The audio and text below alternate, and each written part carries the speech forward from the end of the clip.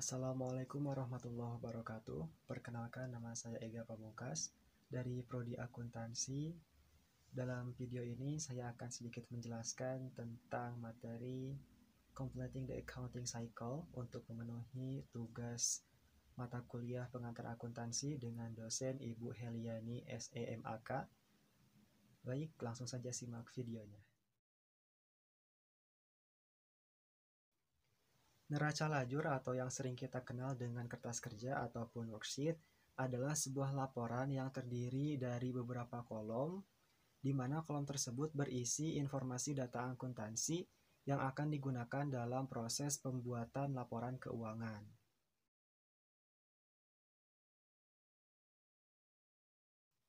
Yang perlu kita persiapkan sebelum kita melakukan pencatatan neraca lajur adalah menyiapkan catatan neraca saldo dan jurnal penyesuaian, sehingga didapatkan atau diperoleh laporan laba rugi dan neraca. Dalam pembuatan neraca lajur ada beberapa format yang bisa kita gunakan. Di antaranya ada neraca lajur 8 kolom, kemudian neraca lajur 10 kolom, neraca lajur 12 kolom, dan terakhir neraca lajur 14 kolom.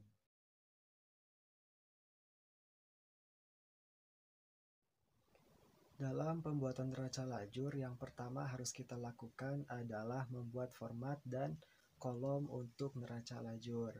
Nah, di mana pada baris pertama di tahapan ini kita harus menuliskan nama dari perusahaan tersebut. Kemudian di baris keduanya kita tulis judulnya yaitu neraca lajur.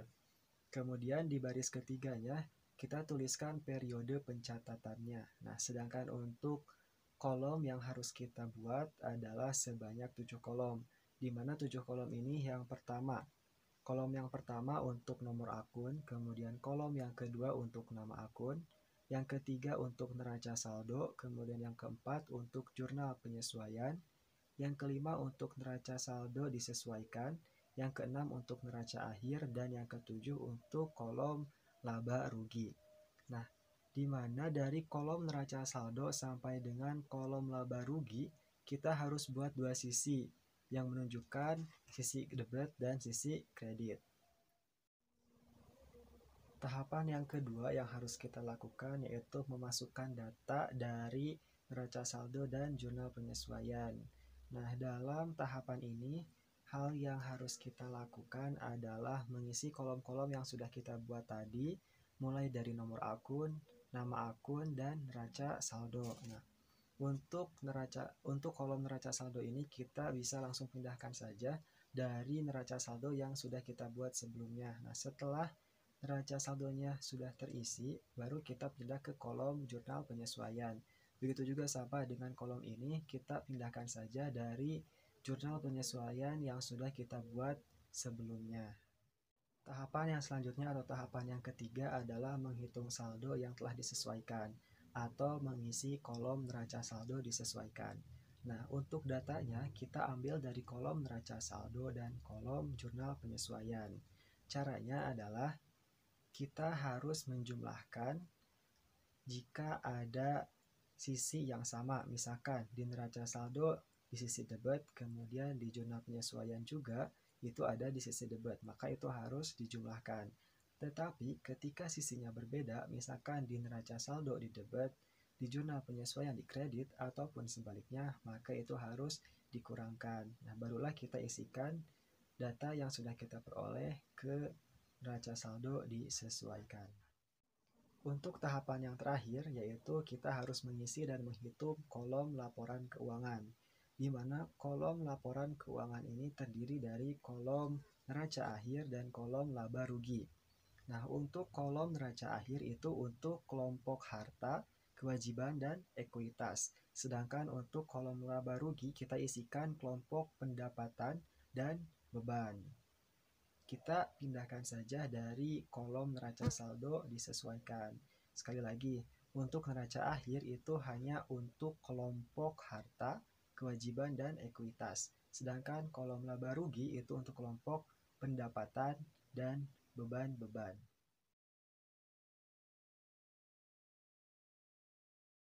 Jurnal penutup adalah jurnal yang dibuat pada akhir periode akuntansi untuk menutup akun-akun nominal sementara. Nah, jurnal penutup ini digunakan untuk menutup beberapa akun yang diantaranya pendapatan, beban, ikhtisar laba rugi, dan prive.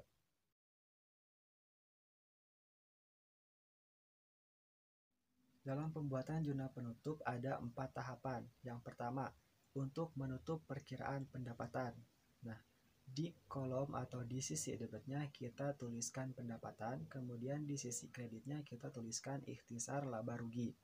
Nah, ini diambil dari pendapatan yang ada di kertas kerja pada kolom laba rugi. Kemudian yang kedua, untuk menutup perkiraan biaya. Di sisi debitnya kita tuliskan ikhtisar laba rugi, di sisi kreditnya kita tuliskan beban. Ini pun sama dengan poin 1, yaitu diambil dari kertas kerja pada laporan atau pada kolom laba rugi.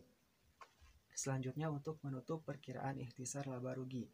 Ketika laba, di sisi debit kita tuliskan ikhtisar laba rugi dan di kredit kita tuliskan modal.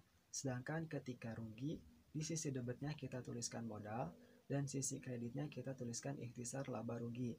Nah, untuk poin 3 ini kita ambil data dari selisih yang terdapat di kertas kerja. Yang terakhir yaitu untuk menutup perkiraan prive. Nah, di sisi debitnya kita tuliskan modal dan di sisi kreditnya kita tuliskan prive.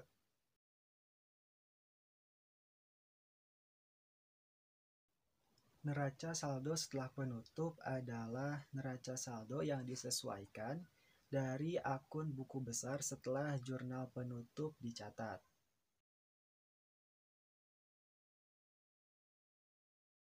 Tujuan dibuatnya neraca saldo setelah penutup adalah untuk mengetahui apakah saldo-saldo pada buku besar seimbang dan sebagai dasar membuka buku besar untuk tahun berikutnya. Nah, supaya lebih paham, kita simak beberapa contoh soal berikut ini.